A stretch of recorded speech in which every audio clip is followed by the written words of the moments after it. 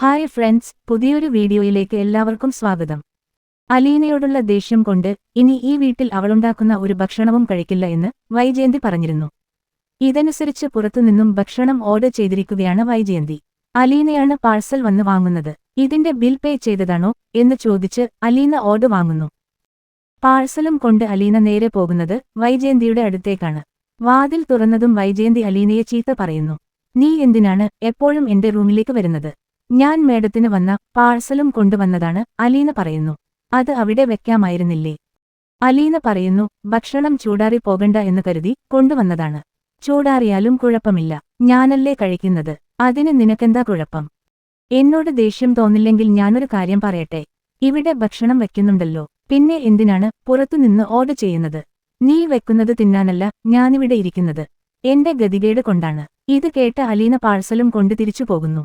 അതെങ്ങോട്ടാണ് കൊണ്ടുപോകുന്നത്? വൈജയന്തി ചോദിക്കുന്നു. അതിങ്ങ് തന്നിട്ട് പോ. അലീന കയ്യിലൊരു പാഴ്സലും കൊണ്ട് ഹാളിലേക്ക് വരുന്നു. അപ്പോഴാണ് ബാലചന്ദ്രൻ ഇറങ്ങി വരുന്നത്. ഇത് കാണുന്ന അലീന ചോദിക്കുന്നു, അച്ഛൻ പുറത്തേക്ക് പോകുകയാണോ? അതെ മോളെ, നിനക്ക് എന്തെങ്കിലും വേണോ? വേണ്ട. അപ്പോഴാണ് ബാലചന്ദ്രൻ അലീനയുടെ കയ്യിലിരിക്കുന്ന പാഴ്സൽ കാണുന്നത്. ഇത് കാണുന്ന ബാലചന്ദ്രൻ ചോദിക്കുന്നു, ഇന്ന് പുറത്തു നിന്നാണോ ഭക്ഷണം? എന്താ, വീട്ടിലെ ഭക്ഷണം മടുത്തോ? അലീന പറയുന്നു, ഇത് എനിക്കല്ല, വൈജയന്തി മേഡത്തിനാണ്. ഇത് കേൾക്കുന്ന ബാലചന്ദ്രന് ദേഷ്യം വരുന്നു. വീട്ടിൽ ഭക്ഷണമുള്ളപ്പോൾ എന്തിനാണ് പുറത്തുനിന്നും ഓർഡർ ചെയ്യുന്നത്? ഇതൊന്നും ഈ വീട്ടിൽ നടക്കില്ല. ദേഷ്യം കയറി നിൽക്കുന്ന ബാലചന്ദ്രനെ അലീന സമാധാനിപ്പിക്കുന്നു. ഇതിന്റെ പേരിൽ ഒരു വഴക്ക് വേണ്ട. ഇത്തവണത്തേക്ക് ക്ഷമിക്കച്ച. അച്ഛൻ പോകാൻ നോക്ക്. ബാലചന്ദ്രൻ പുറത്തേക്ക് പോകുന്നു. അടുത്തതായി കാണിക്കുന്നത് ശിവേട്ടനെയും കമലയെയുമാണ്. ഹരിയെ കാണാൻ ജയിലിലേക്ക് പോകാൻ നിൽക്കുകയാണ് ശിവൻ. അതിനിടയിൽ കമല ചോദിക്കുന്ന മണ്ടത്തരങ്ങൾക്ക് മറുപടി പറയുന്നുണ്ട്. ശിവൻ പറഞ്ഞതനുസരിച്ച് കമല മനുവിനെ വിളിക്കുന്നു. മനുവിനോട് ഹരിയെ കാണാൻ ജയിലിലേക്ക് വരാൻ പറയുന്നു. ഹരിയെ ജാമ്യത്തിലിറക്കാൻ എന്തെങ്കിലും സാധ്യതയുണ്ടെങ്കിൽ അത് ചോദിച്ച് അറിയാനാണ് നിന്നോടും കൂടി വരാൻ പറഞ്ഞത്. ഞാൻ ചോദിച്ചാൽ അവൻ സത്യം പറയില്ല. നിന്നെ അവന് കുറച്ച് പേടിയുണ്ട്, അതുകൊണ്ട് അവൻ ചിലപ്പോൾ സത്യം പറയും.